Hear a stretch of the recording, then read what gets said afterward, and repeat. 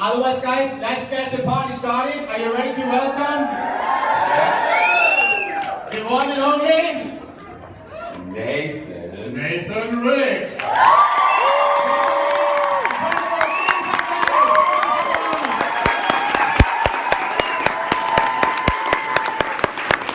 Okay, so just a little bit of background about Nathan.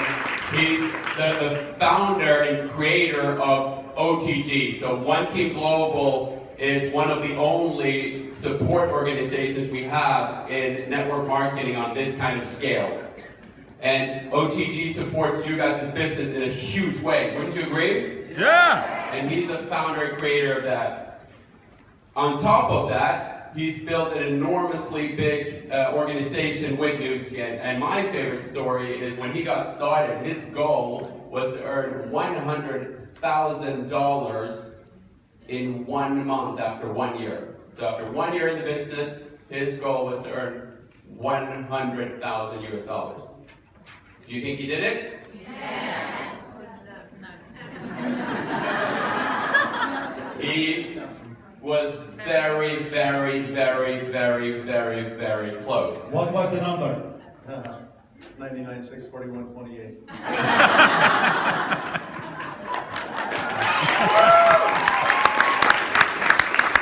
So to me, this is not only the biggest legend in Nu Skin, but to me, in my eyes, he's the biggest legend in network marketing. Okay? And one way we can see that is, has anybody heard of Eric Worre?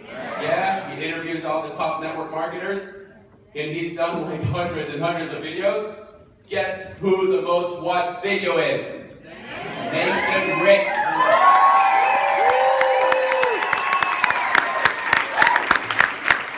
So we're not going to take any more of his time because you'd rather listen to him than us. But let's give a huge standing ovation for Nathan Ricks.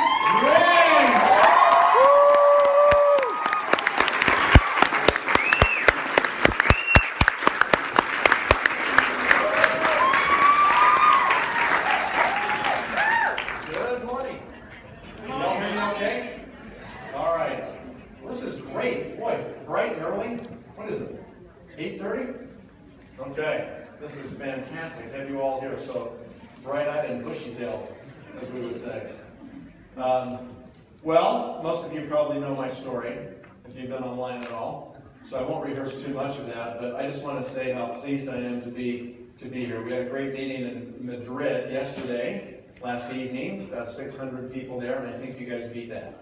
Okay, so this is a great room. I remember the first meeting I ever did way back when we opened the UK, 1995, and there was lots of excitement, but like most meetings, you know, there's a room about like this, and then it dwindles down to the people that really want to do it, then they fight through it for a long time, okay? They fight for a long time. And the Norell brothers and other people that are in this room have fought for a long time. Let's give them a hand for laying the base.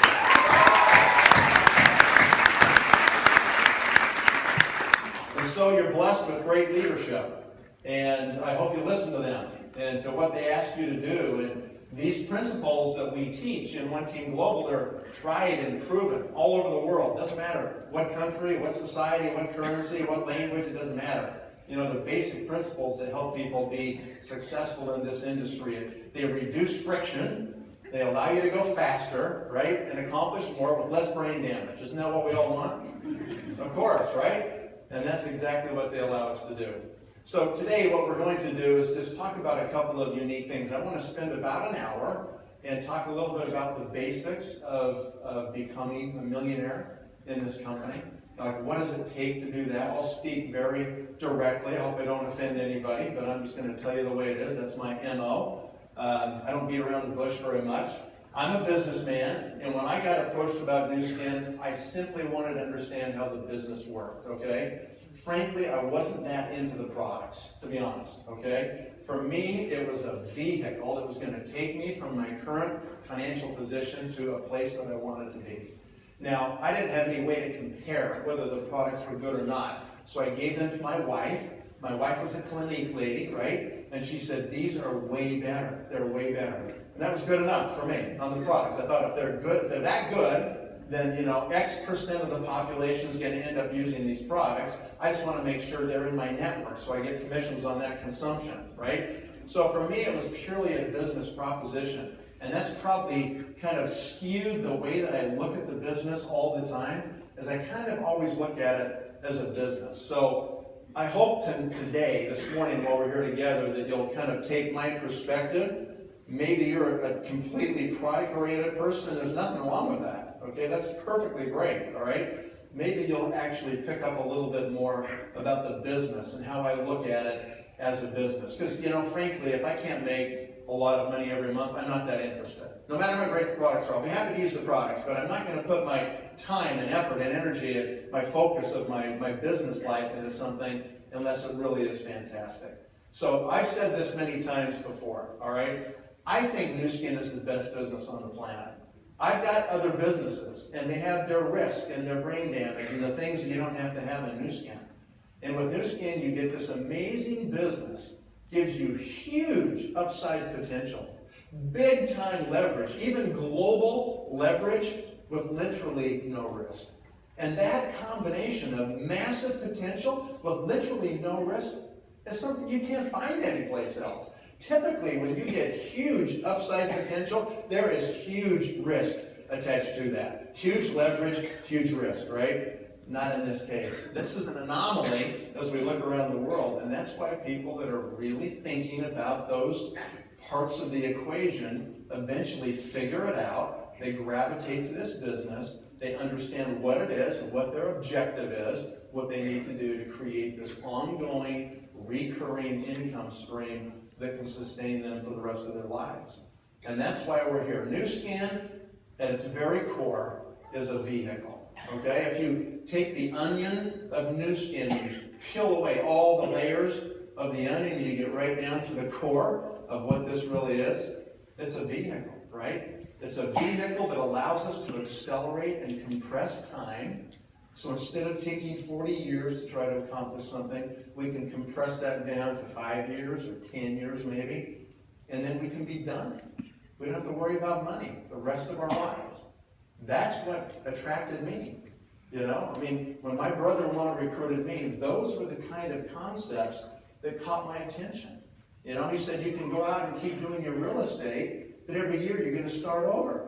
You know, January 1st it goes back to zero, and you got to pump up and, you know, see how you do that year, and then, you know, it goes to zero, and you pump up the next year. He said, this one's totally different. This one, you build it to a point, the next year you add on to where you were, you don't go to zero, you start where you're at, you build it again, start where you're at, you build it again, start where you're at, build it again. After a certain amount of time, there's enough volume, there's enough leadership that's been developed that you can end up having this recurring stream of income. And how do we do that? How do we create that volume? Okay, in this company, ladies and gentlemen, it's leadership development. It's creating executives. It's about being an executive factory. And what we do is we create this structure of executives, and we hang the volume on the structure. That's how you do it. You got to create the structure first, and then you hang the volume on the structure, right? And that's what it takes to build a really substantial, significant organization. All right. So let's just back up. I want to tell you a story really quick, okay? And the story starts with a 3x5 card, okay? Everybody knows what a 3x5 card is? Well, this was a little 3-inch by 5-inch card that was in my mother's recipe file, okay? When I was 14 years old, I don't know where I received this audio cassette tape from. Somehow, I don't know, somebody somewhere, somehow I got my hands on an audio cassette by a gentleman named Paul J. Meyer from the Success Motivation Institute in Waco, Texas. I'll never forget his voice. Waco, Texas. Okay, had that Texas drawl. And on this audio tape, which was about 30 minutes long, he talked about, for the first time in my life, setting goals, writing them down, reading them every day, focusing on your goals, and if you did that, you could accomplish anything. Now, I grew up in a house where my father worked for the government. My mother was a school teacher, so she kind of worked for the government too, all right? And we just didn't have much money. At least if my parents had any, we never knew it, right? Because I would say to my dad sometimes, hey, can we go to the movies? And my dad would say, no, we can't do that. We don't have any money. And I said, well, can we go out to the restaurant, you know? We'd go once a year, like on Christmas. We'd go to a restaurant, and that was it, you know? And the rest of the time, it was like, well, we don't have any money. And if, heaven forbid, I said, well, can we go to Disneyland like our neighbors? It's like, oh, are you kidding? We don't have any money, okay? Eventually, I figured out we didn't have any money. And something happened inside of me, you know, when I was this young teenager. And one time, I just said to myself, I don't want to ever tell my kids we don't have any money. You know, so it triggered something in my brain, you know. So I think I was looking for an opportunity like Nu Skin. I think I was preconditioned because of this no money thing, my whole growing up life, that I was preconditioned to find a way. I had to find some way that I wasn't going to have to say that to my kids. And so that's kind of where this whole thing started, is I'm listening to this tape, and it's like magic. I'm thinking, really? Is that it? You just like think about what you want, you write it down, you read it every day, you go to work on it, and it's going to happen? Really? My parents have never said anything like this to me. I don't know about your house where you grew up, or your parents talking about goal setting and doing goal setting sheets with you. Probably not. I mean, not my folks, you know. No one ever talked about it. And so it was like this whole new concept. And I started thinking, okay, well, I'm going to try it. And I remember grabbing this 3x5 recipe card out of my mother's recipe box, and I drew a line down the middle. And I wrote my 2 goals on both sides of these 2 columns, the top of the card. When I was 14, all I could think about was American football. That was all on my mind. I loved the Minnesota Vikings. I'd wear purple to school, you know? That was their color. I mean, I was just so into it, okay? It's probably like Manchester or something around here, okay? I mean, I was totally into it. And so all I could think about was like playing football, that I had a problem. I was about as tall as I am now, but I weighed 50 kilos, okay? So I was really skinny, like 120 pounds. Really skinny. I was so skinny that when I walked to the supermarket, I had to jump on the mat to get the door to open. That's how skinny I was. So, you know, I'm just sitting there going, I want to play football, and my dad is like, you know, he's smart, so he goes, you're an idiot, you're going to get killed, you know. You're like a stick, they'll break you in half. So I'm forbidding you to play. And so this goes on for like 3 years. Finally, he goes, look, when you get into high school, if you still want to play, then I'll consent that you can play then, okay? Well, I'm this skinny kid, and so I'm thinking, I need to figure out how to do this. So I get this card, and I write 120 pounds on the top of both columns. One column was bench press, how much weight I could lift, which wasn't much.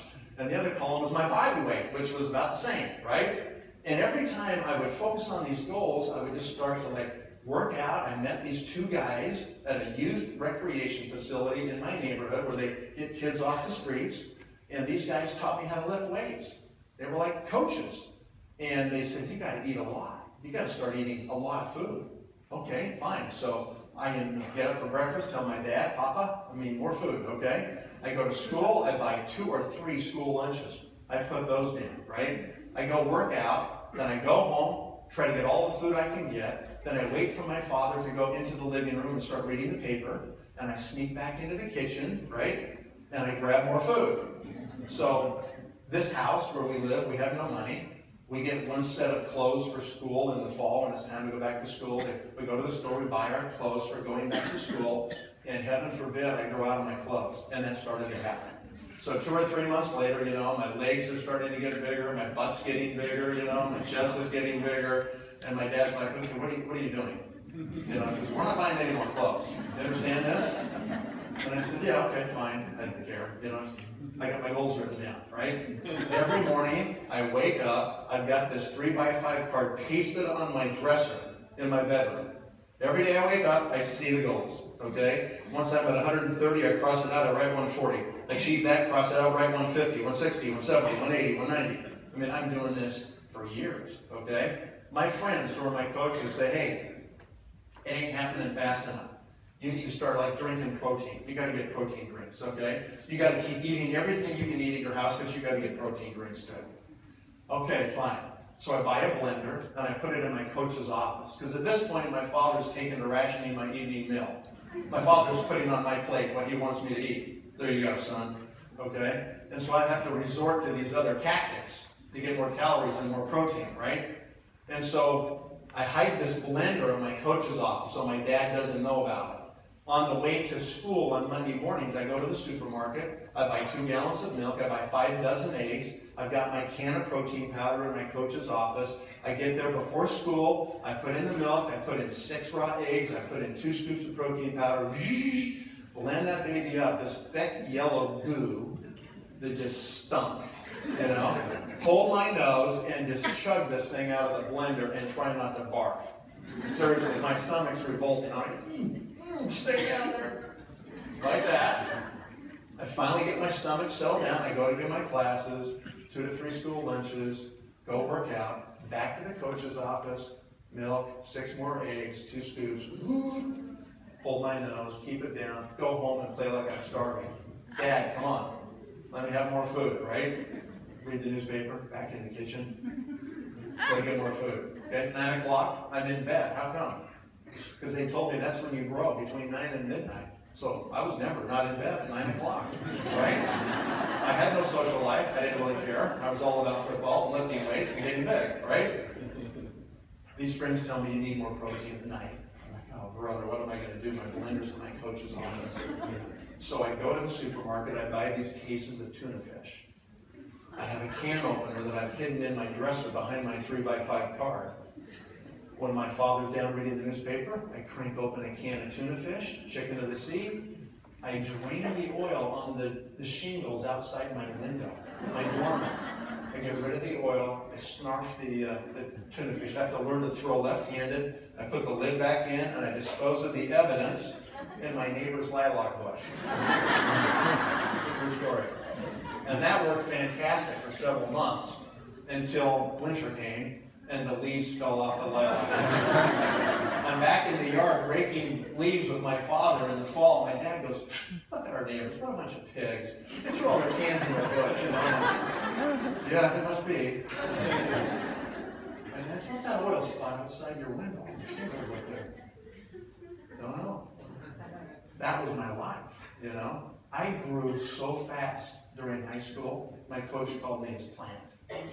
Just growing, right? I put on 100 pounds in high school. So I totally transformed my body, right? Because I was focused on this goal. I learned at a really young age that if I wrote it down, I read it every day, and I took action, I focused on that goal every day, that I could do it. Don't you think that I learned that if I could change my body that dramatically, that I could do anything? Sure.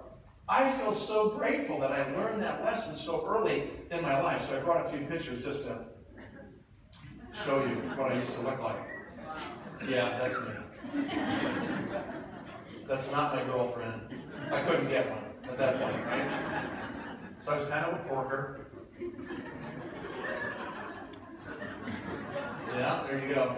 Check out that tie. Now I know that your tie is supposed to touch your belt. I know that, okay? My problem is my neck was like 20 inches. Didn't matter how long the tie was, you know, the stub's clear up here and it's still not long enough. They called me no neck Nate. Just went from my ears to my shoulders. There was no neck. So, this was a great lesson, okay? It was a fantastic lesson for me to learn. So, I've used this my whole life, and probably not a surprise to you that my children all understand how to set goals. Because I've sat down with my kids every year in January and said, okay, what are you going to do in your life this year? And we've set goals in all these different areas, right? And I've continued to do that throughout my life. In my Nu Skin business, when I started, every year as life goes on, I decide what am I going to accomplish this year. And it's just amazing because if you don't do this, if you just kind of think about it, you think, yeah, I want to be a blue diamond, that ain't going to cut it. Okay, that doesn't work, guys. It's not specific. It's not written down. You're not reading it every day. You're not programming your subconscious mind so that becomes like your dominant thought, your dominant objective, okay? And this is something that if you'll do this, it'll change your whole business. It'll change your life. It'll change every area of your life if you decide that you're going to do this, all right? So, we talk about this a lot, but I find that very few people actually do it. I have my original goals from 2000 and, let's see, when was that? It was 1991. I have my original goals from 1991. They're here with me right now. They go everywhere with me. They're in my little planner. And I set them in 5 areas. I set them in spiritual, I set them in physical, I set them in financial, I set them in emotional, mental health, and social goals, okay? Those are my 5 areas that I set them in. And I could go back right now and read out of this book, and you would say, are you kidding? The stuff I wrote down in 1991 that seemed crazy, every single one's happened. Every single one. I have a schedule, okay? Because I write them down, I read them, not those ones every day, I read those periodically, right? But I read my other goals consistently, my annual goals of what I'm trying to accomplish. So when I started Nu Skin, you can imagine that my why was this, because I grew up in a house where they always said, we don't have any money, okay? I just didn't want to worry about money. I was freaked out about money all the time. I remember when our first child was born, I was hyperventilating, and it wasn't because I was excited to have a baby, of course, but it was like, holy smokes, now there's like another human being that I'm responsible for, I've got to make this happen. And I was just so freaked out all the time about money. And I would go to restaurants and I'd be looking at the menu and go, okay, I can't afford that, I can't order that. I gotta get to this side of the menu over here. I'd go into like a clothing store, no, I can't do that. I gotta get a deal of some kind. It's a bad attitude to have, likely, but that was the way I was thinking all the time. Jeff Mack, my good friend, grew up in the same kind of circumstances, like no money, And Jeff Mack and I would go to buffets and we would just crush the buffet. We think we got to get our money's worth out of this buffet. It's a bad thing. You start putting on a lot of weight. And so that's a bad attitude, right? But that's the way I was always thinking. And so I just didn't want to have to worry about money. For some people, they want to post a picture of a big car, and there's nothing wrong with that, They want to post a picture of this nice estate, and it's wonderful to have great properties and so forth. For me, it really wasn't any of those things. For me, I just didn't want to have to worry about money anymore. I just wanted to have consistent cash in my bank all the time, so I didn't have to worry. I could just order what I wanted on the menu, And so that was my driving force. That was my motivation. Didn't want any debt, didn't want any mortgages, didn't want any payments on cars, on credit cards, nothing. I just wanted to be free, And so that was my driving force. Now, Rick mentioned this just a moment ago in the introduction, but this is my actual goal sheet that I wrote down the day I started Nu Skin. Okay, this is back on June 15th of 1989. So just in a couple of weeks, I'm going to celebrate my 27th anniversary in Nu Skin, which is pretty amazing.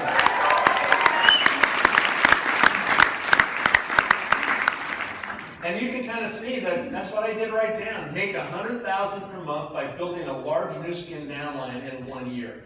I didn't even know what I was writing down, right? The only reason I wrote that down is my brother-in-law said he was going to make $100,000 a month. True story.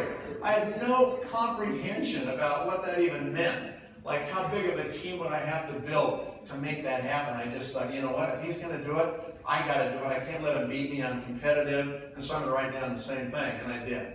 Okay, and as Rick mentioned, I came pretty close. Okay, I missed the goal, but I came pretty close. So here's what I get. What's my benefit from achieving this goal? I will have complete financial peace of mind. This is my elimination of financial stress. That was my driver, right? That was my why. It's like, I got to solve this. If I got this chance that I can compress time in a 5-year period, I can solve this for the rest of my life, it's a huge motivator for me, right? That's why I did that. Number 2, I will have the time freedom to be with my family and do what I want to do when I want to do it.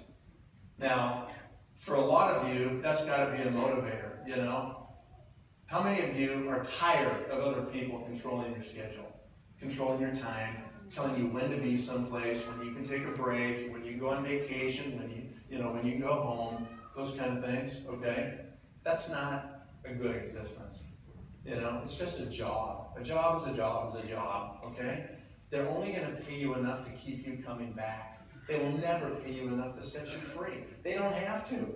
There's other people that are willing to do your job for about what you earn today if you don't want to do it anymore. There's plenty of people in line, okay? So you have no leverage on your boss. You can't demand 5 times more salary because other people will replace you. That's just the market, okay? The only way we get ahead is we have to find our own thing. We got to do our own business of some kind, right? And when you analyze all the kinds of businesses and you really look at it clearly, that's what I said a minute ago, I think you'll come back to the fact this is the best one you will ever see. Okay, because you get this with no risk, right? Every other business, lots more risk. So that is what is so key, all right? So this has been an amazing thing. Some of you know that I'm a pilot. I love to fly airplanes, okay? I've been working on this for more than 10 years since I sat in the back of the plane the whole time I was building my Nu Skin business all over the world. And I just thought, this is ridiculous. I'm not a backseat guy. I'm a front seat guy. I should be flying this thing, okay?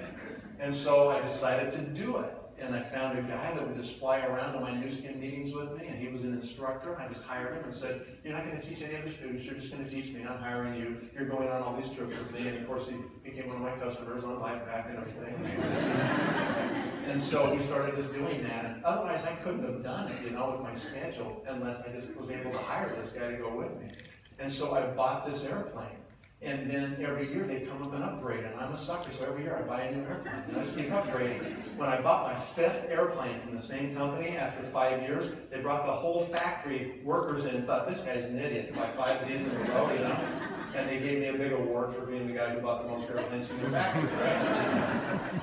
Well, then I said, I want to fly jets. Well, that's a whole different world. When you get into jets, I mean, things just happen a lot faster, right?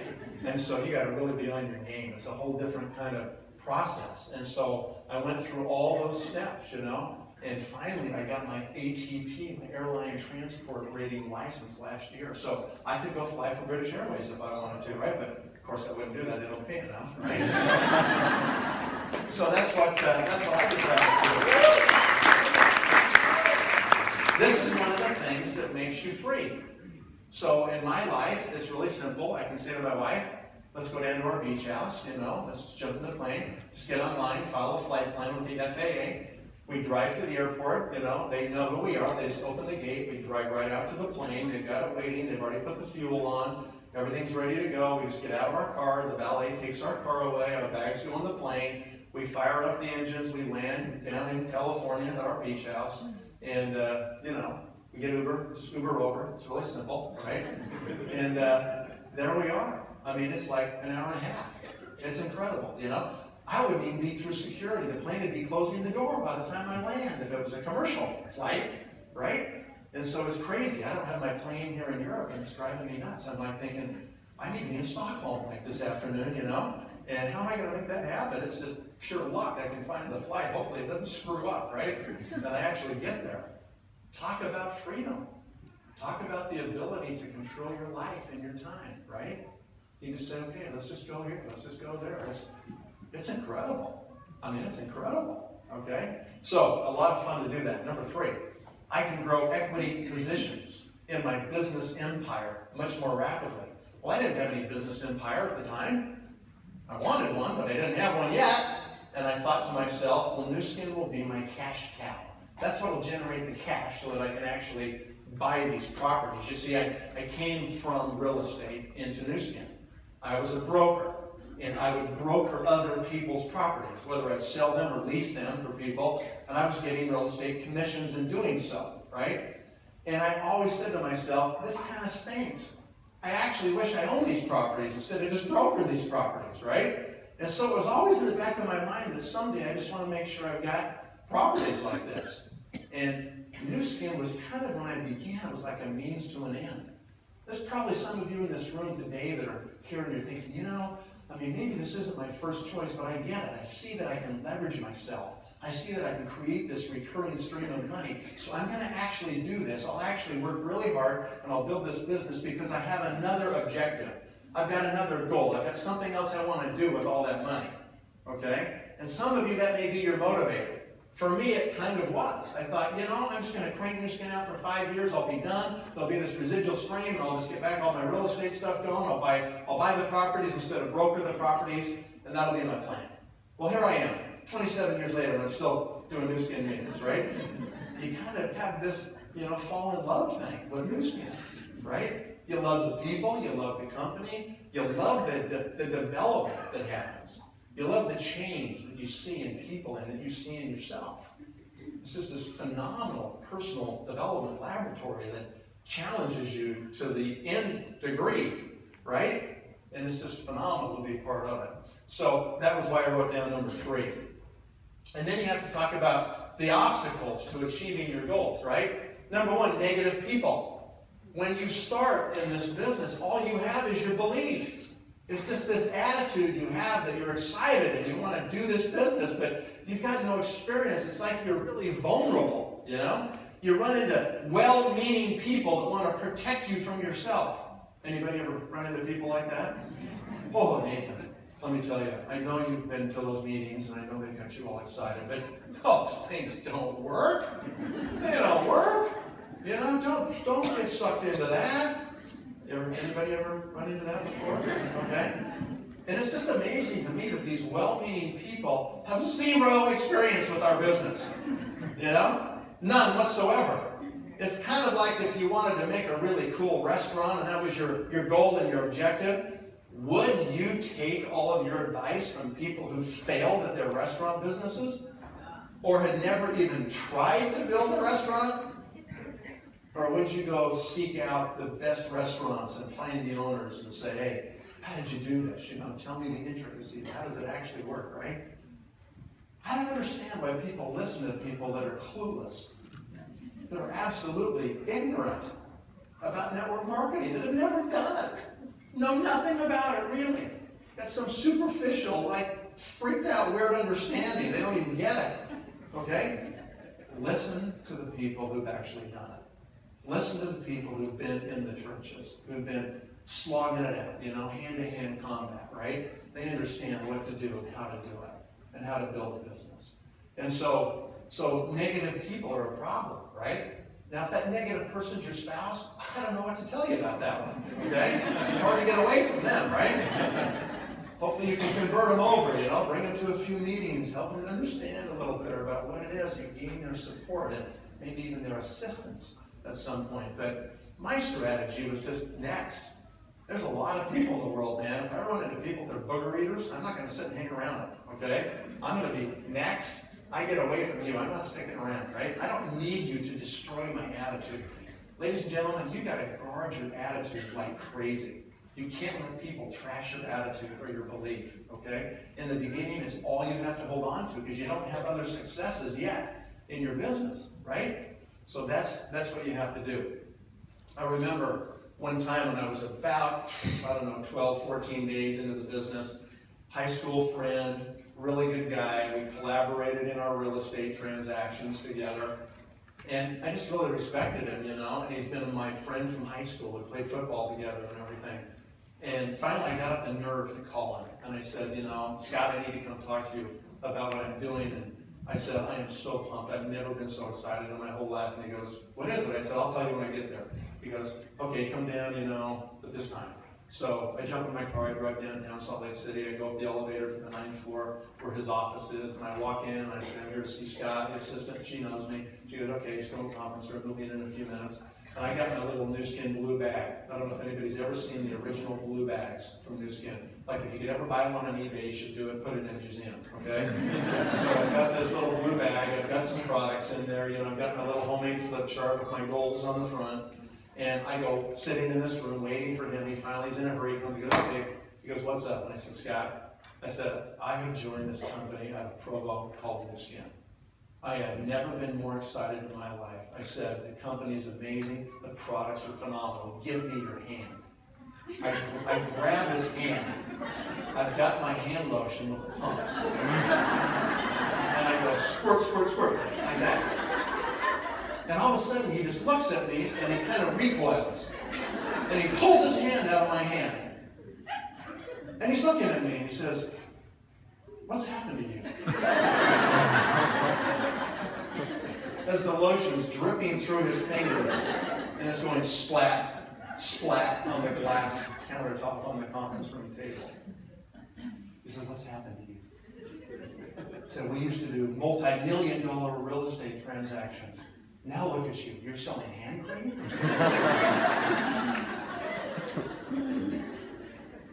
I didn't know what to do. I was like 2 weeks young in this business. I didn't even have the words in my mouth to say. And I just thought, this is a big mistake. You know? I said, I'm sorry.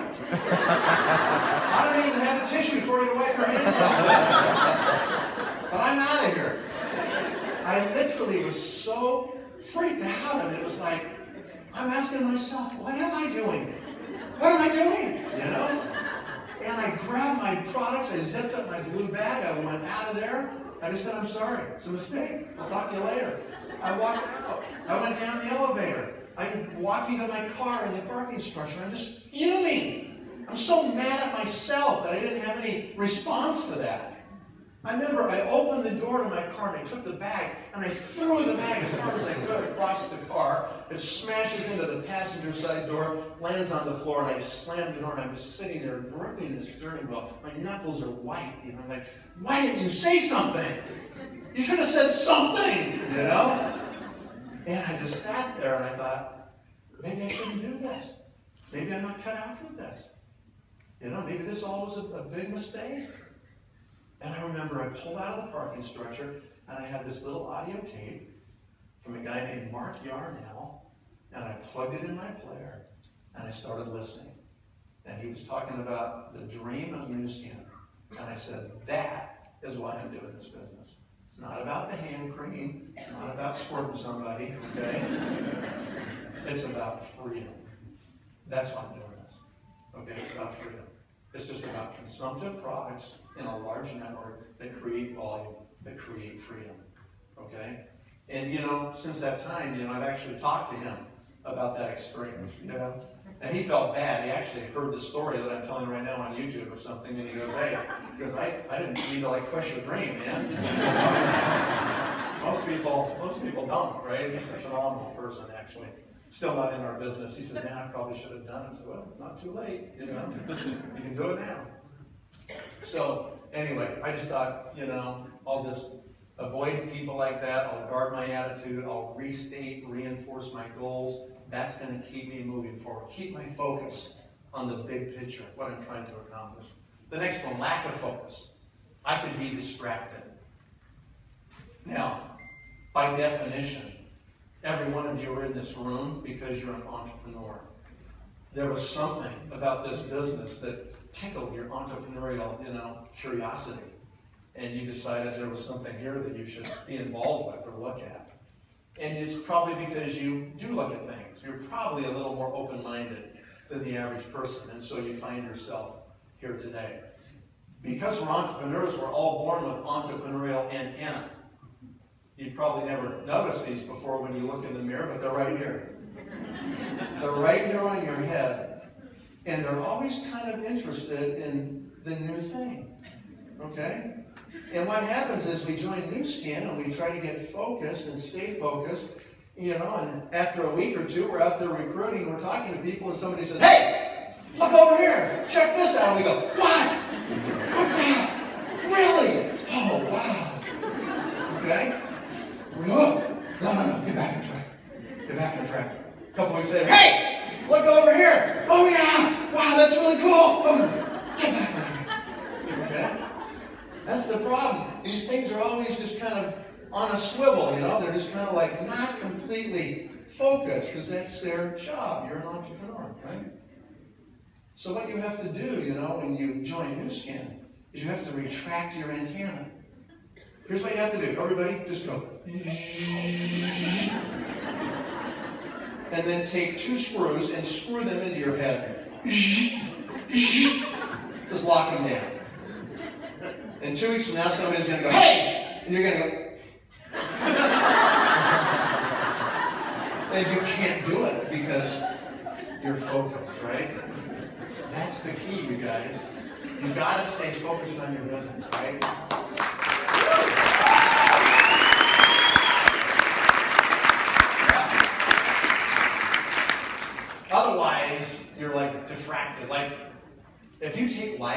and you take light and put it into a laser, you focus it like a laser beam, okay? Light can cut through steel. I can cut through steel if it's focused, right? I mean, that's the way you have to be so that you just cut through the chaff. You get to the heart of it. You don't waste time with people that say they want to do it, but they don't really do it, right? That's the biggest problem most of us have is we waste time with people that aren't going to do it.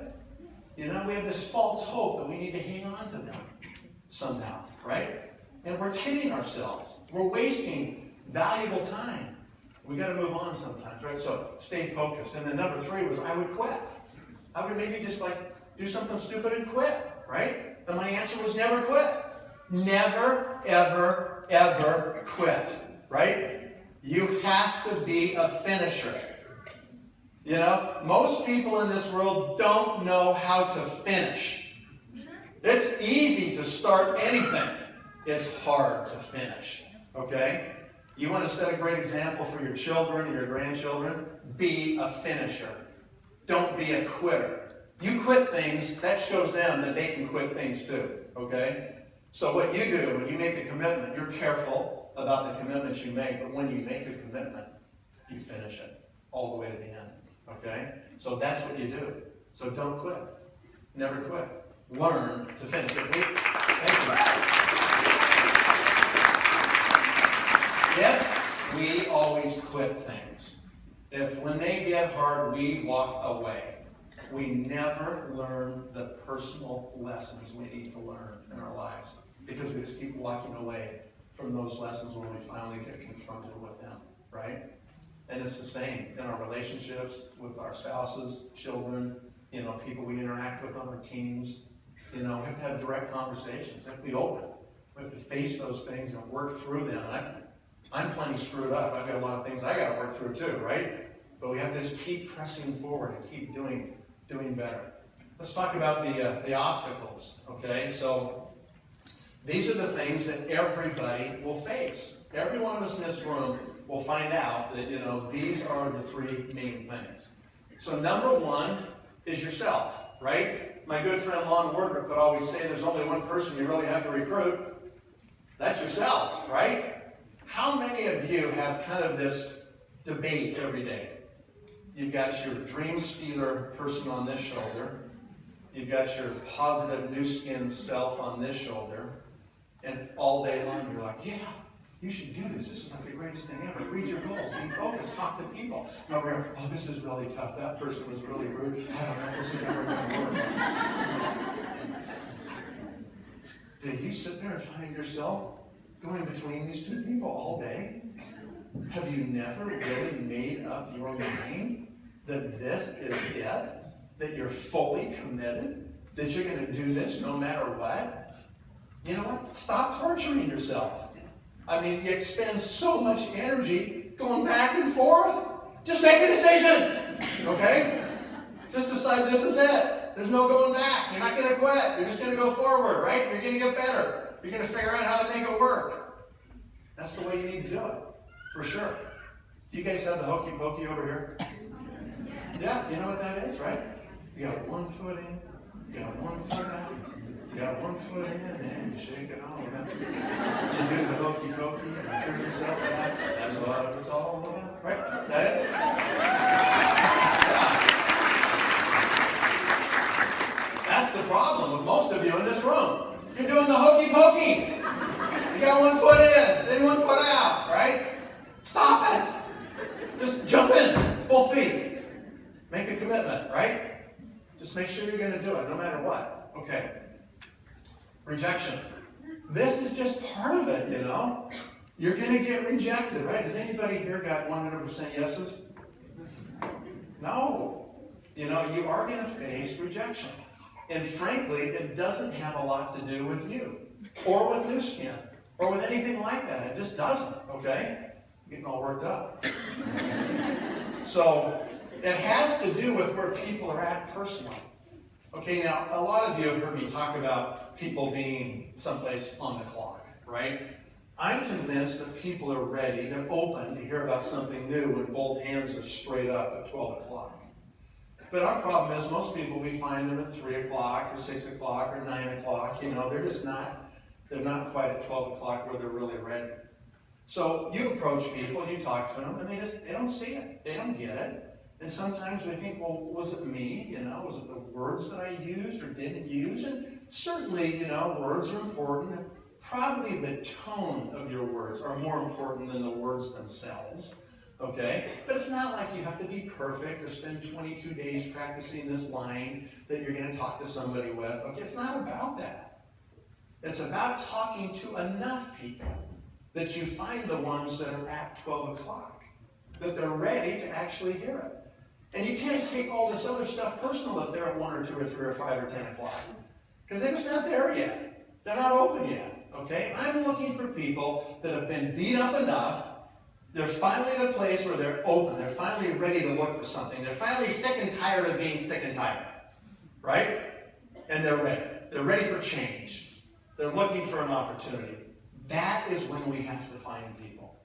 Now the problem is, all these people out there walking around, they don't have clocks on their forehead. So we can't look at them and go, oh, that one's 12 o'clock.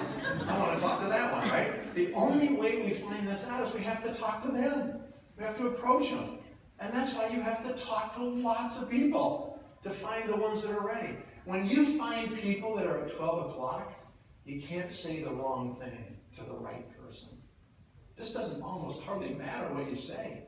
It's like you can say almost anything about this and think, okay, I'm interested. Let's see, what is it?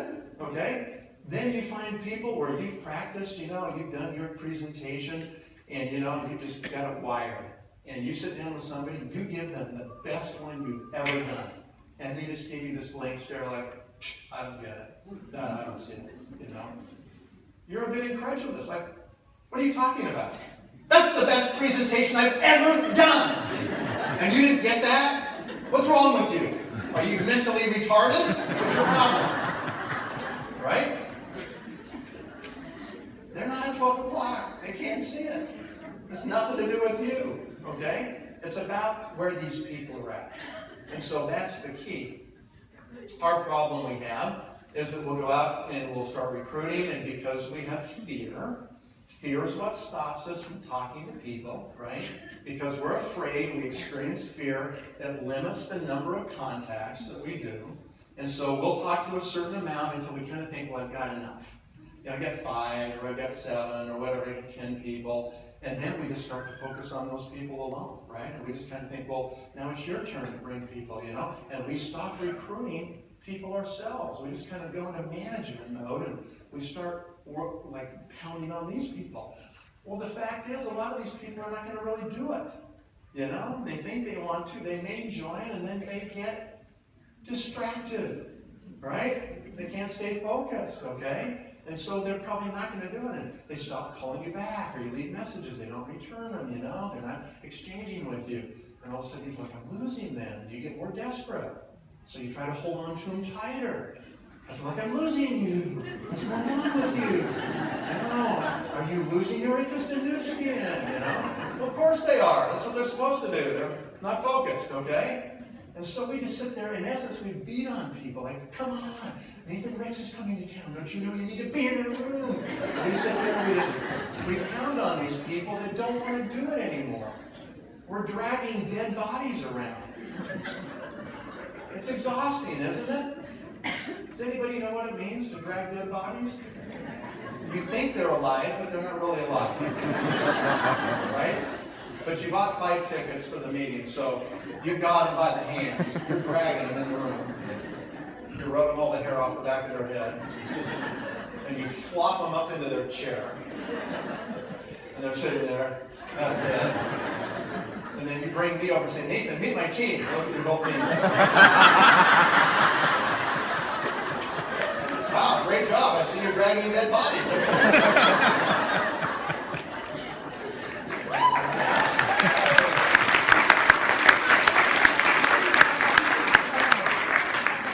And here's what's really happening. This is the point of this story, okay? Here's what's really happening. You're over there beating on this person, dragging them along, spending, just exhausting yourself. It's exhausting, isn't it? I call them energy vampires. They just like stick their fangs in your neck. Just suck all the life out of you. You're like, come on, you can do it. I know you can. You got money too. Come on. You spend all your time pumping them up, right? You hang up the phone, you're like, oh my gosh, I don't know if I can do this. Right? Let them go. Let them go. There's millions of people that are at 12 o'clock. They're walking right behind you. They're over here going, hey, Christian, look at me. I'm at 12 o'clock, man. I'm right here. Christian's like, don't bother me. I'm beating this person up over here. Boom, boom, boom, boom. Right?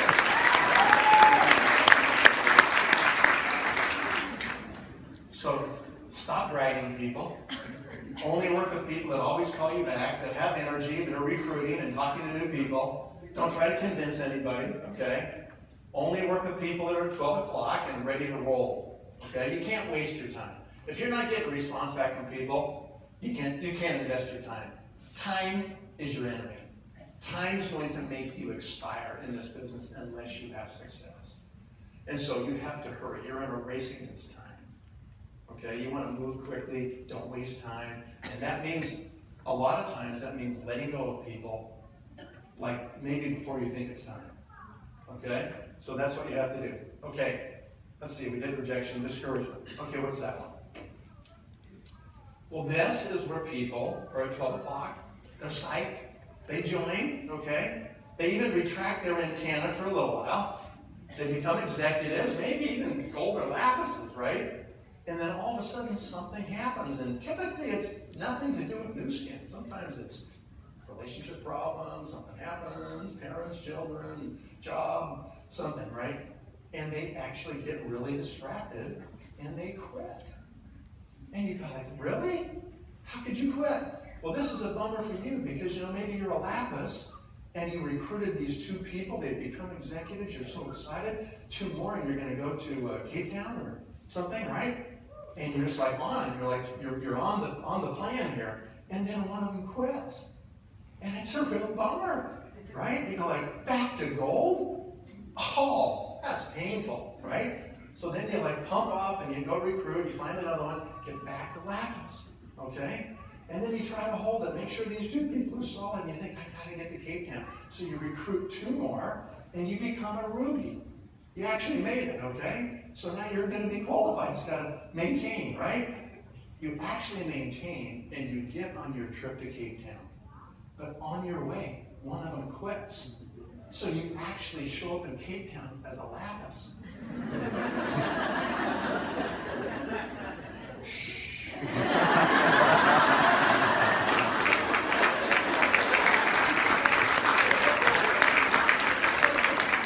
Don't tell anybody. So you're walking around with a little bit of an inferiority complex thinking, all these people are incredible rubies. Just know that a lot of people go on their ruby trip as a lapis. It's not just you, okay? It's the business, guys. It's 2 steps forward, 1 step back. 2 steps forward, 1 step back. Sometimes 2 steps forward, then 2 steps back, right? And so you come home and you're like, I'm going to be a ruby. I can't live a lie. I've got to get back to ruby, okay? And so you go recruit, you get back to ruby, right?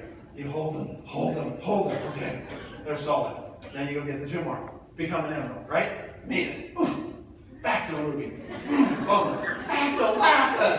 Holy smokes. This is tough, right? Back to ruby. Fight. Back to emerald, okay? Hold it. Go to diamond, okay? Big diamond, all right. Big diamond. Okay? Back to diamond, hold it up. Back to emerald. Back to ruby. Dang it. Back to emerald. Back to diamond. Hold it. Okay, now it's the big one. Now it's 4, right? This one is a hard one because it's like 4. Blue diamond. Try to hold it. No way. Back to diamond. Yeah. Back to blue diamond. Back to diamond. Dang it, I hate this blue diamond thing. Back to blue diamond. Hold it. Big jump Team Elite, right? Team Elite. That was just about a minute. Okay. Back to Team Elite. Maybe I'll make the trip this year. Maybe, okay. Go on your Team Elite trip as a Blue Diamond. Yeah.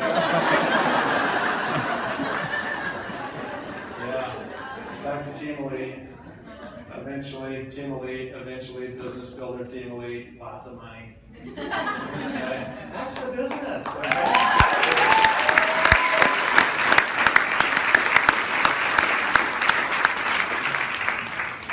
All right. How many people do you really have to talk to? I think we've kind of already covered this a little bit, haven't we? Oh yeah, we're actually out of time. So we've already covered this. You got to just keep talking to people. Now, worst case, people have always asked me, just give me the bottom line, right? So I'm a business guy, and I'm like, okay, I know the numbers. If you are willing to talk to 2,000 people, yourself, not all your downlines people, but you yourself, I don't know how you're not a team elite. I mean, if you're just awake and listening and getting feedback and improving and getting better and overcoming your fear and talking to better and better people, I don't know how you're not a team elite. I mean, just going through the process, you're going to improve, right? And the closer you do this, like if you're doing it consistently every day, why is it important to do Nu Skin every day? Why do we not just do Nu Skin once a week on Saturday and that's the only day we work our Nu Skin business? Because you don't have feedback close enough when you're recruiting and you're not successful, or you can't answer an objection somebody has, or you're not sure how to make it work, right? You don't get the feedback close enough together that you can change and improve and become more effective. The closer the feedback is together, the faster your rate of improvement is. Does that make sense? That's why you got to do it a little bit every day. Even if you got another job, you got to talk to people every day. And everybody can do it. You make it your priority. It fits in the corners of your day, and you make it happen. Okay. We talked about this, I think, as well. Building, biting, blaming, and bankrupt. Those are the 4 phases of the business. If you don't stay in phase number 1, you're on your way out of this business. You just are. I mean, why do you think we have no cross-lining, respecting sidelines in our System 7, principles? I mean, why is that part of being a team player? Respecting sidelines, no cross-lining. Do you know why? Because at any given time, about 1/3 of the people are coming in, about 1/3 of the people are building leadership, and about 1/3 are leading the business. They're on their way out. It's just the way it is, guys. And that's why we have that protective principle in place, right? And that's because they don't stay in phase number 1. You have to always stay in phase number 1. How many of you here actually work in the advertising department? Anybody here work in customer service? Anybody here work in the legal department, accounting department, the shipping department, the warehouse? Anybody here? Oh, I didn't think so. Anybody think you're a scientist? Some of you think you are. Yeah? You talk way too much about the products, okay, the science. Okay? Yeah, I didn't see any hands go up. So none of you have to do any of those regular corporate functions, do you? There's only one thing you have to do. Don't ever forget it. Open your mouth and talk to people. That's it, okay? Ask them questions. Start a conversation with people. Get good at getting into conversation. Maybe you recruit them, maybe you won't. We don't know. Okay? We don't know. So what you do is you just get good at getting into conversations. Then you ask people questions. You say, so what do you do? How's it going? Are you enjoying it? Did you ever think you'd be where you're at this point in your career? Okay? Are you making the kind of progress that you'd hope to make? What is your plan over the next 5 years? What are your dreams? What do you want to accomplish in your life? I mean, there's so many questions you can ask people, just like that, right? And when you ask a question, then what do? Shut your mouth. Shut up, okay? Listen. Both ears. Ask a question, listen. Ask a question, listen. Too many people just want to just, throw up on people. I know so much about ageLOC. Let me tell you about genetics. Okay? Stop it. Just talk to people. Have a conversation with people, okay? Stay in phase number 1 so you don't end up bankrupt in your Nu Skin business, okay? We've done that. This is my favorite quote, okay? My favorite quote in the whole world, actually. It goes like this, right? The greatest loss in life is the greatest loss in life is the difference between human potential versus actual performance. Now, nobody really knows who the author is of that quote, but it's a great quote. It makes us stop and ask ourselves this question, okay? What is my potential? What do you think your potential is? I mean, psychologists tell us that we use about 10% of our brain capacity. You know, about 10%. What if you could use 20%? You know, what if you could use more than that? I mean, it would be phenomenal, right? I mean, I'm kind of glad of that. I played American football. I've only got about half my brain left. So at least 10% is working, happening, right? How much more can you accomplish in your life? If you don't have those goals written down, then you're like this ship without a rudder. You're being blown about by the wind and the waves. You bump into whatever port you happen to bump into. You're without an objective, without a real destination. You know, people waste huge amounts of their life just floating around, like not knowing what they're doing and where they're going, you know. Decide, make a decision and go for it. Do it. You know, make it happen. Along the way, you'll learn all these things. Okay, what if you don't ever end up becoming a Blue Diamond or Team Elite? I guarantee you, you will learn so much about yourself. It will make you more successful in everything else you're doing in your life because of the principles you can pick up right here. So the greatest loss in life is the difference between human potential versus actual performance. Okay, so I just want to tell you what my beliefs are. Okay, these are just my beliefs. Okay, this is not Nu Skin, this is just Nathan speaking here. So here's how I look at this thing, okay? I believe that every person in this room is a child of God. So if God is your father and you inherited his characteristics, what is your potential? It's unlimited. Unlimited. Every person in this room can do so much more, be so much better, influence so many more people in our lives, right? For good. I mean, we really can. And I think it just takes us raising the bar, you know, thinking in a bigger way with a bigger picture about what's our purpose. Ultimately, what should we be doing to help people, influence people, right? Guiding people. And this business, folks, it's not the end of all things, right? For me, I've said this a couple of times already, this is a means to an end, right? It creates a lifestyle so I can do the things that I really need to do in my life, right? And that's the beauty of what happens when we are able to build a Nu Skin business. Okay. This is the process of change, actual change, okay? Have any of you ever read a book called As a Man Thinketh by James Allen? Anybody read that? The leaders on the front row look like they've read it. Okay, a couple back here, very good. Okay. I highly recommend this book. It is a teeny little book. You can read it in an hour, probably less, okay? James Allen was one of the first authors in this century or last century that started talking about personal development, about how you can change who you are, how you can change your future. He was the first one who said that if you change your thoughts, you can change your future. Right? Human beings are the only form of life on this planet that can actually reason. We can actually create the future in our minds before it exists in reality, right? Every building in this city was probably created on a piece of paper out of somebody's mind before it was physically constructed, right? We can do the same thing with our future and our lives, all right? We can architect our lives so that we have a plan. We know where we're going. Instead of being a firefighter and constantly running from one fire, one explosion to the next and trying to put it out. That's how a lot of people live their lives.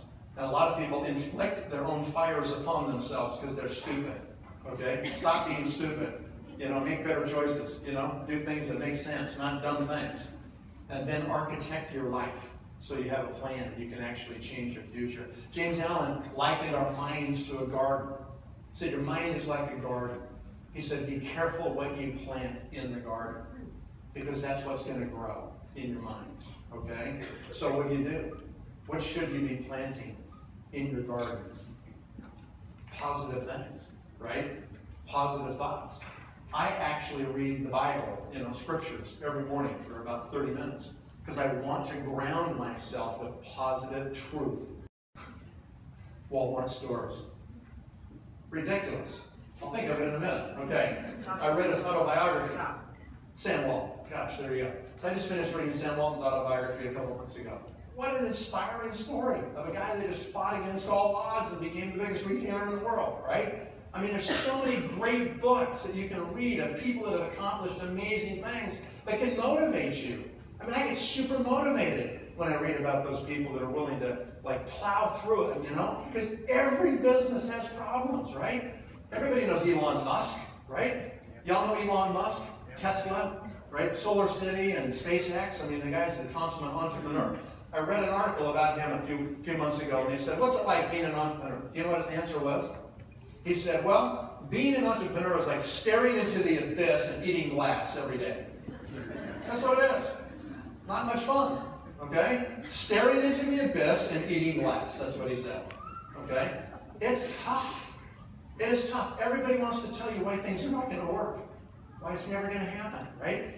You have to internalize. You've got to have your own compass, your own belief about where you're headed. Now, the difference between what he's doing and what we're doing is there's people like me that have gone before you that have actually done this. And you can listen to us, and we can stand here and speak to you and try to encourage you and inspire you and give you a way of thinking about this business, right? So, plant good things. Eliminate the garbage. You've heard me say this before. You will be the average of your 5 closest friends. The 5 people you hang out with the most is who you are going to become. Because we kind of just seek our own level, right? And if there are a bunch of crabs in a pot, and you decide you want to climb out of the pot and go someplace else in your life, what do the crabs do to the one who's trying to climb out? They all grab onto the person and chuck them back in the pot. Because nobody wants you to make them look bad as you change the bar. As you raise the bar and change the status quo. Because it may reflect negatively on them or their lack of motivation or where they want to go or what they want to do with their own lives. Right? And so you need to examine who are you hanging out with all the time. Okay? And you just got to realize, you're not going to go very far if you spend 4 hours a day in the pub.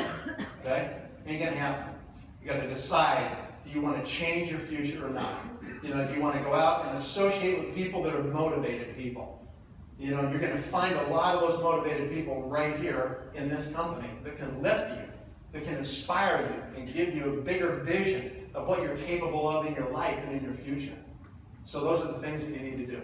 Okay, so thoughts are where it starts. You've got to think differently. How do you do that? You come to an event like this. You write down a few things. You get inspired, okay? You start to think a little bit differently about this business and what the possibilities are. You write down your goals. You read them every day, and you change your subconscious mind. You program it. That subconscious mind is so powerful it never sleeps. It's always working on solving the goals you give it. All the time. It's coming up with answers, okay? But you have to feed the positive information in. If you're spending your time looking at porn, you're spending your time reading garbage, you're spending your time doing all this stuff, guess what? You ain't going to have the answers when your brain goes to look for them, okay? You've got to spend your time putting great stuff in your head all the time, okay? You have to. Otherwise, it ain't going to happen for you. All right, so that's number 1. Thoughts lead to words. When you are thinking these things, you will eventually verbalize them. You will tell people where you're going. You'll inspire people. You'll speak differently. Okay? Words spoken will lead to actions. You think them, you verbalize them, you act on them. That's what happens.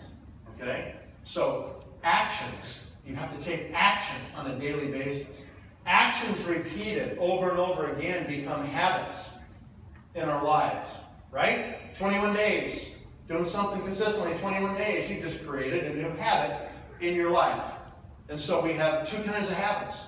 Habits can be the best of servants, or they can be the worst of masters. It just depends the kind of habits that you want to form in your life.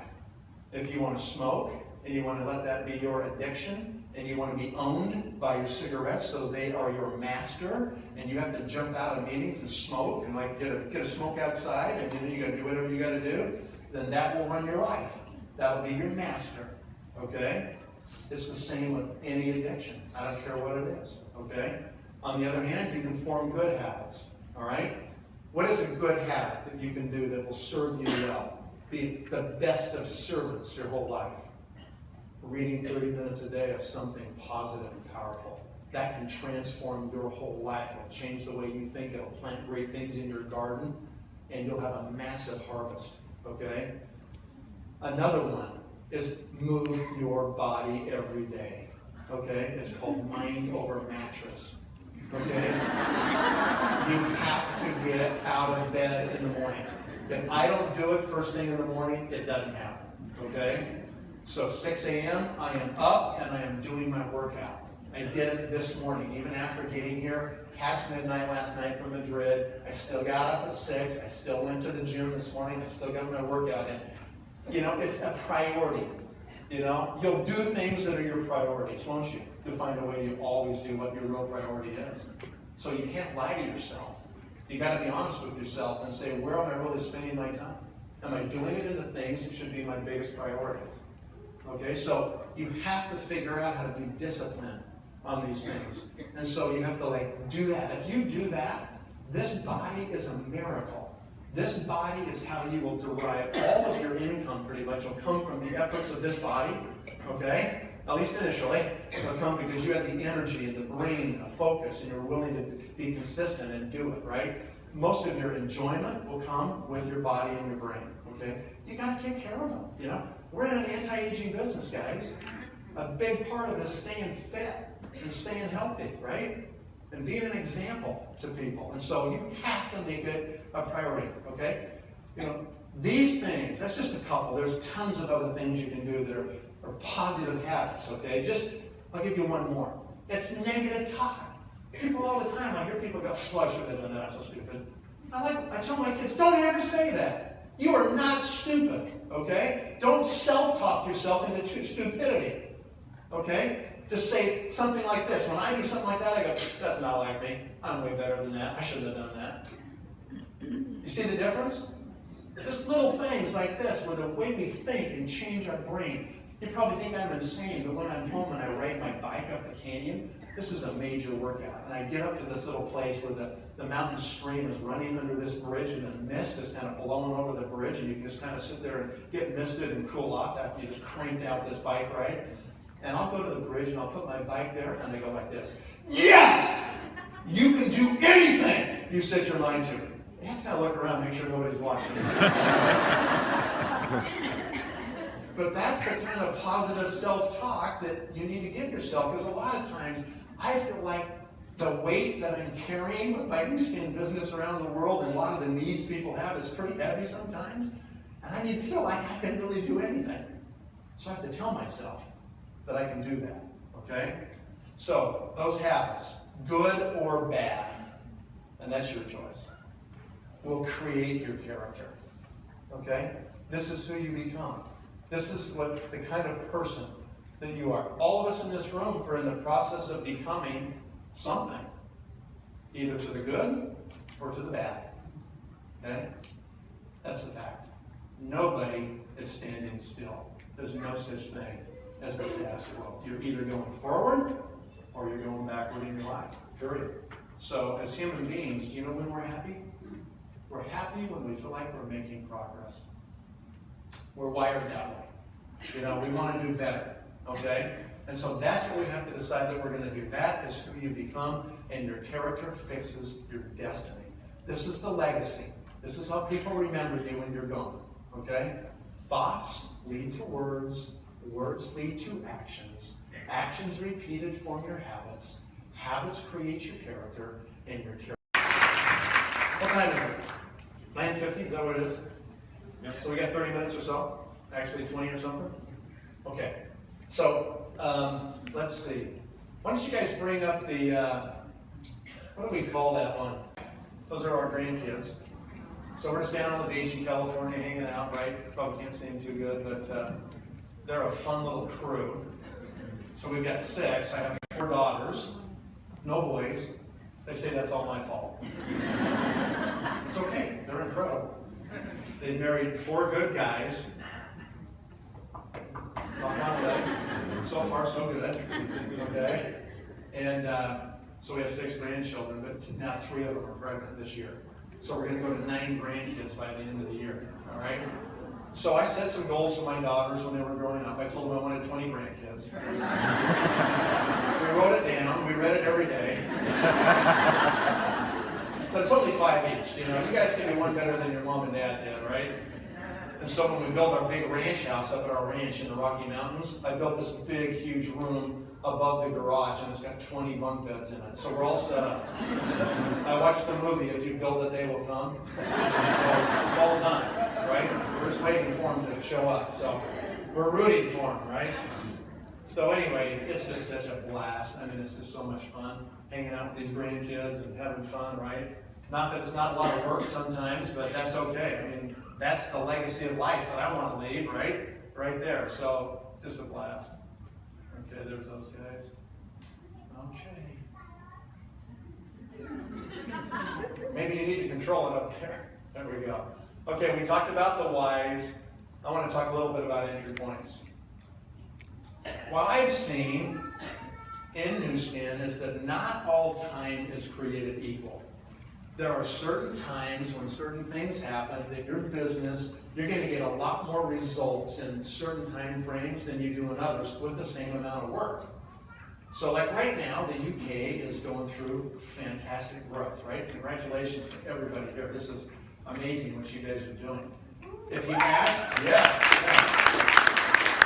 However, if you were to go back 4 years ago and ask the leaders that were here, you know, how fast is it growing? They would have told you that now, this time is a lot better than that time, okay? So you need to make hay while the sun shines, right? You guys are off to the races now, so now you just keep this thing growing and going, and you multiply it 10, 15, 20, 50 times, okay? There is a lot of runway that's available right here for you to do it, and you guys will spill out of here throughout Europe, you'll spill into the Americas, you'll spill all over the world with your teams, which is really exciting, okay? You will start in the next 5 years, I'll make a prediction, there'll be a lot of people in this room that will have more business outside of the UK than you will have in the UK within 5 years. And you don't even know who those people are yet. That's exciting, isn't it? That's going to happen for a lot of you, okay? So what I've seen are that there's these entry points where, man, if you can time the entry point, you know, you come in right when something really booms, then you just feel like it was magic. It's maybe a little deceptive because you don't realize that it can be tougher than that at certain points, but boy, what a great ride when you just plug in and go for it, right? So I've seen this happen with country openings. We've opened 54 countries now. And really, without exception, every time we do this, the people that are positioned, they're ready to work, they've built leadership in advance, they're ready to open the market. These people, they own these countries, you know? And they end up just creating long-term streams of money, and it's happened every time. Like, no exceptions, okay? So it's like such a given that now when we're opening new countries, people will go to those countries and they'll start doing like Herbalife or Amway or something just to practice, waiting for the real network marketing company, Nu Skin, to show up, right? And as soon as Nu Skin shows up, they'll just swing their people over to Nu Skin and they're finally home where they really want to be, right? So it's really interesting how that can happen. New product launches. Sometimes you'll have such a powerful product that will launch. Like we just launched Youth, ageLOC Youth. We did 23 million in 8 minutes in America, okay?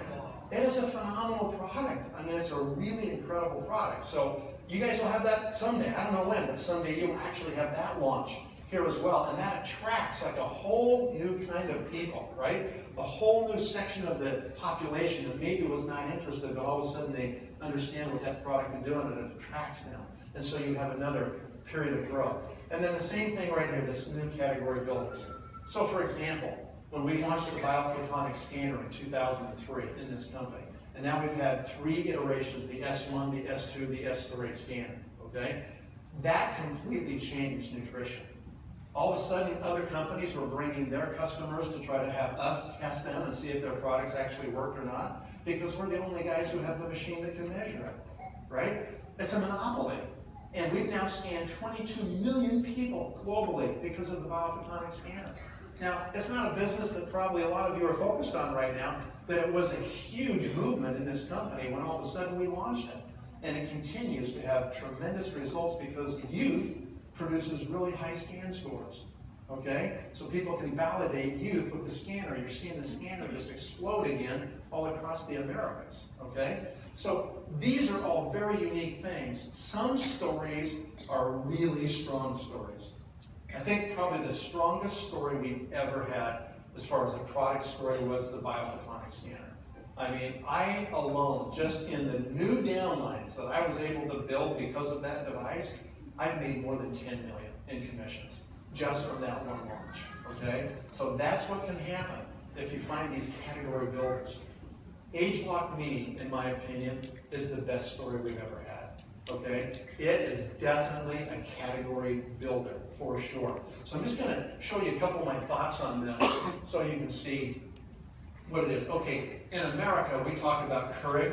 We could easily just substitute Keurig for Nespresso, okay? So just play like this is Nespresso in Europe, okay? In Europe, Nespresso owns this home brew, office brew, single serving, customized coffee market. And you're talking about billions of portions served a year, billions, okay? You're talking somewhere on the order of 100 million custom brewed espresso machines around the world, okay? Over 50 million Keurig machines around the world that brew a custom cup of coffee. These guys stepped into a market where people were drinking a lot of coffee.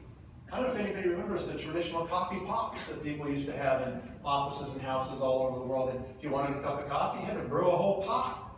And half the time, half the pot went to waste, it got old, you dumped it out, cleaned it, was gone, right? These guys just said, hey, we can actually make it more efficient. We can give people on-demand coffee. We can give them exactly the kind of coffee they want. They're not going to drink the pot everybody else is drinking, okay? And we're going to change the coffee market. And they did it. Last year, Keurig alone sold over 10 million brewers just in the Americas, okay? I don't know how many Nespresso sold in Europe last year, but millions, okay? So you have to kind of stop and think about it. And I've not done all the math for Europe, but I did some math for the US, and you guys are going to kind of see what it is.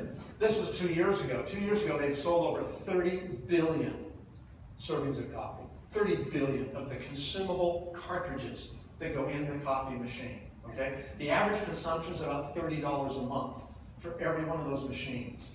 Man, if you could be like the person who put that machine in people's houses and they paid you on those cups that people were drinking every month, would that be a good business? How many of you got invited to distribute espresso machines through Europe? Nobody got invited? Oh, really? Okay. All right, good. Okay? Keurig just got bought for $14 billion. That's how good that idea was. Okay? They founded the idea, they started it, just sold their company for $14 billion. Okay? Pretty serious. How many people have an inkjet printer at your house or in your office? Almost every hand. You know, they basically sell the printer at cost so they can get you hooked on those cartridges of ink, right? Hewlett-Packard is the #1 provider in the world of home printers and office printers that use ink and cartridges. Are you aware that 40% of Hewlett-Packard's profit annually is ink? It comes from ink. Not all their big scientific equipment and their huge computers and all that stuff. It comes from the lowly ink cartridge. Okay? It is a phenomenal business for Hewlett-Packard. Now, how many of you were invited by Hewlett-Packard to distribute their printers so you could get paid on the ink for the rest of your life? Nobody? Yeah, they just went out and did it through stores and they kept all that money for themselves, right? Don't you detest buying their ink cartridges? It's just ridiculous, isn't it? But you do it. Anyway, okay? So this model is a really powerful model, okay? We're seeing the same thing now, as I just mentioned, because the biophotonic scanners the machine and it drives the consumption of these products. And we're seeing this huge explosion with ageLOC Youth because of the scanners happening all over the Americas and Asia right now, okay? So it's the Gillette model. What is the Gillette model? They'll sell the razor at cost, so you'll buy the blades for the rest of your life, do your shaving, right? Exactly, okay? It's the disposable component of it, the usable, consumptive component that is the real business, right? That's the real business.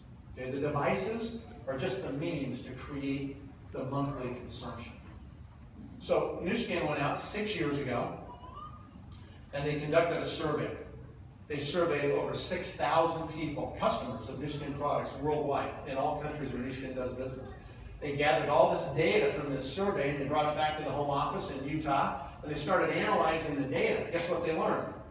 As they asked all these people, these customers, about them, their skin, their humidity, their pore size, wrinkles, texture, dry, oily, all this stuff, age, sun exposure, chemical exposure, stress, all these things, right? This whole survey, they analyzed this data, and they realized we need to make 300 skincare products. If we're going to meet the needs of every person that we see that are our customer base, we got to have 300 SKUs in all the warehouses so that we can give them what they really need. And all of a sudden, they realized we can't do it. There's no way we can stock 300 SKUs in all these warehouses, right? And that's where the idea came from for ageLOC Me. They started asking the question, how can we deliver that many types of product? How can we customize product to that degree, right? And that's where ageLOC Me was born from. They hired one of the top industrial design firms in the world here in London. And we worked with them for the last 6 years. And Nu Skin invested more than $35 million.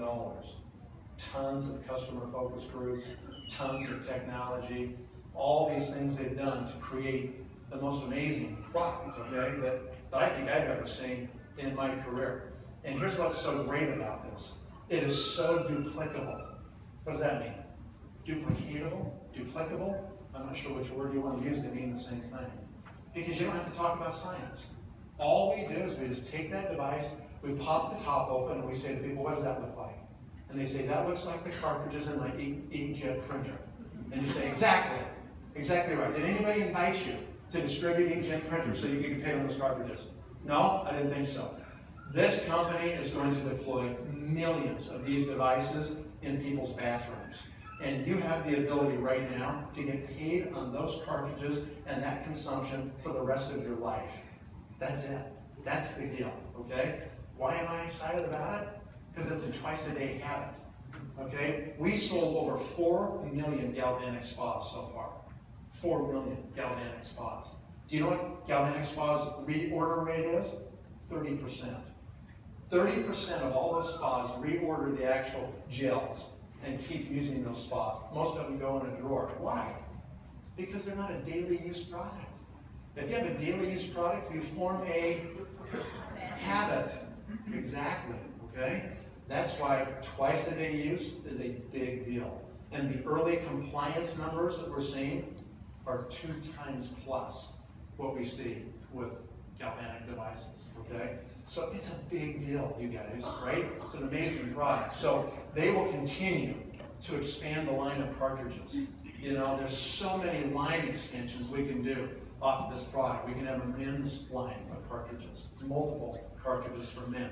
We can have an acne line of cartridges. We can have ethnic lines of cartridges. We can do all these different things, right? That we'll see in the future. This is the first iteration. Okay, there'll be a ageLOC Me 2 and a Me 3, okay, over the next 4 or 5 years as they continue to improve this device. All right? So this is exciting times, and the exciting times are we're the first ones. We got first mover advantage here. Let me ask you a question. How many of you have an espresso in your house? Raise your hands if you got an espresso. Okay, got quite a few.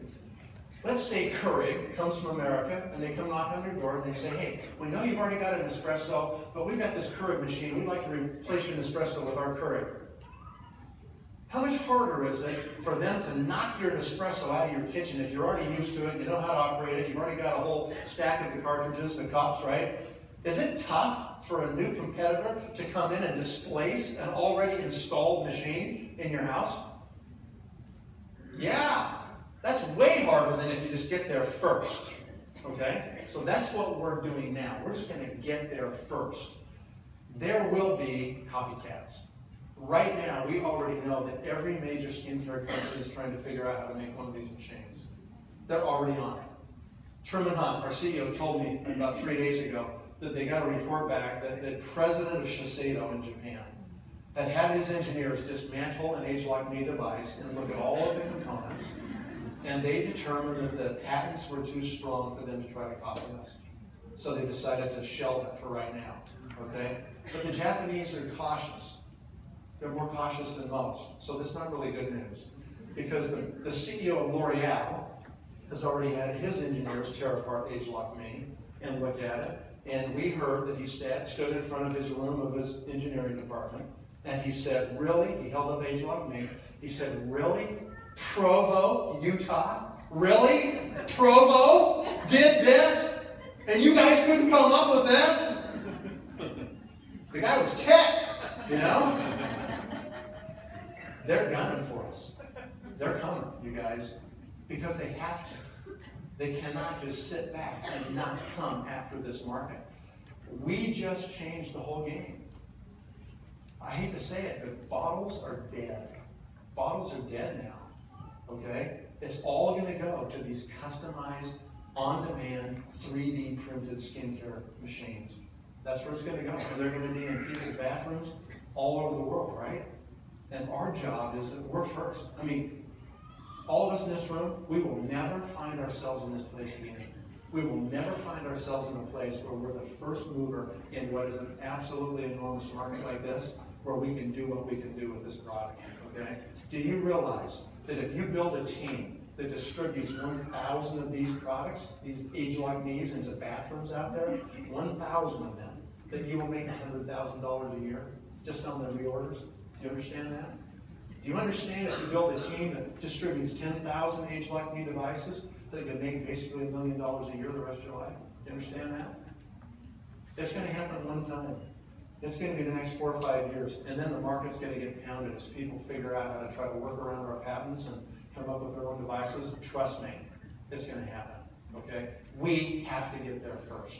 We want to get there first, and we want to own this market and make sure that we capture it. I don't know if you're aware of the micro layering. Everybody up to speed on this? This is really cool stuff. You know about 3D printing, right? There's a company here in England that is 3D printing houses. They got this huge 3D printer, half the size of this room, and they print your house. Just put it on your wall. Okay? People can print guns from the internet. They can 3D print a gun that will fire. You can print your buttons. You can print your dinner plates. If you want a new color of dinner plate tonight, you can print them and put them out on your table. Okay? Right now, most people don't know about 3D printing. In 10 years, you will all know about 3D printing. You might have a 3D printer in your house in 10 years. Okay? We're one of the first companies in the world to use a practical application of 3D printing to customize and print your skincare on demand in your bathroom. Okay? That is a pretty cool thing alone, that we're able to do that. And so it's a very sophisticated printer. And it lays down 40 different layers. And each little dollop that gets printed out of that ageLOC Me device, if you were to analyze it with a microscope, you'd see 40 different layers, 40 different slices. Okay? And that's important because when you actually put that on your skin and you apply it to your face, it actually goes on in the right proportions, mixed properly. And they have done the study on this now, and they know you get 3 times more absorption, 3 times more effectiveness of these ingredients than if you simply squeeze them into a little dish and you stir them with your finger and then try to put them on your face. Same ingredients, just printed instead of stirred with your finger. Okay? So the printing component of it is actually a really important piece of the results people get. And everybody says the quality of this product is beyond anything they've ever used before in their life. And so it's a really great product. Some pictures from our friends in Korea that have been doing this for 3 months. I know the lighting's pretty horrible, but huge changes in this lady's overall, just her face in general, right? And so we see those things. Okay, so first mover advantage, you know, almost $40 million invested. Very few people in our industry could ever compete. It will be the traditional industry of skincare that competes. 4 patents with 27 independent claims. Those claims are important. That stops our competitors. 2,000 unique customized formulas, right? Hygienic, hands-free delivery at the moment of use. There are certain ingredients that formulary scientists can't even consider mixing in the same jar because they fight each other and they will actually neutralize one or the other and maybe even spoil the product. And so there's some things they can't even use. Well, now because we have these 5 cartridges that are hermetically sealed, so we have the ability to hold these things separate until the actual printing. Now you can consider all kinds of ingredients that no one's ever been able to use before, including Nu Skin in jars. Okay? So it's a powerful thing. So there you go. We got the mixture. Micro layering, we talked about that. I think, so I don't know why this thing, there we go. And 3 times the absorption because of that 3D printing. So those are the advantages. Okay, can you bring up the last, that third PowerPoint, please? That show up in bottles and jars of skincare. Okay? And because of this, every company uses preservatives, antibacterial, and antimicrobial agents in their skincare products. Because as soon as you expose it to air or water or dip your finger in it, you just contaminated it. Okay? And so if you don't have these agents, then you kind of grow a petri dish in your bathroom. Not healthy, not good, right? And so that's the problem. So these affect the look, the color, and smell of skincare products. So that's just a little bit of bacteria picture from a person's bottle of skincare, okay? That's what it looks like when it starts to grow, a certain kind of mold, okay? I think there's another one, hard to see, but right in the middle. There's 2 spots, okay? There's another one. This is kombucha mold. It grows inside skincare products, okay? It's not a fun thing. Oh, I already showed you that one. Am I going the right way? Hello? Come on. That's actually part of a person's skin when they put some product on. These things can happen if you have bacteria, mold, yeast in your skincare products. That can happen to your skin, right? Okay, so does everybody now understand why they have to go to a 3D printed skincare product? Do you understand that the world just changed? This is kind of like a story nobody wants to tell anybody in the world of skincare. Okay?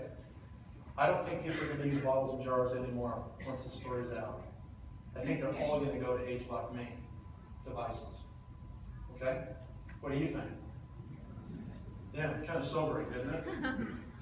So those are the sources of contamination, right? And that's what promotes the growth. So when you have a device, I mean, I don't think Nu Skin understood that when they invented this, what they were really doing. But what they really are doing is they just changed the whole game. The whole game has completely changed worldwide. Why do you think the CEOs of these companies are freaking out? Really, because it's game over. You know, they don't want to give us the whole $150 billion skincare market, do they? They have to respond to this, okay? We are in the most unbelievable position. I mean, we're literally right there. We own all the patents. We have the only working 3D printed skincare device in the world. We need to go out and own the bathrooms of the world right now, so nobody comes in and tries to displace us, right? Nu Skin will stay on this. You know, they'll get better and better and better at doing this. They'll make better and better devices. Someday it'll all be internet connected, you know? They'll know every time people use their skincare. Okay? So it'll get better and better and better over time. Okay, I think we're all done. Let's take a 15-minute break. Is that what we're doing? Okay, 15 minutes. Thank you. Thank you.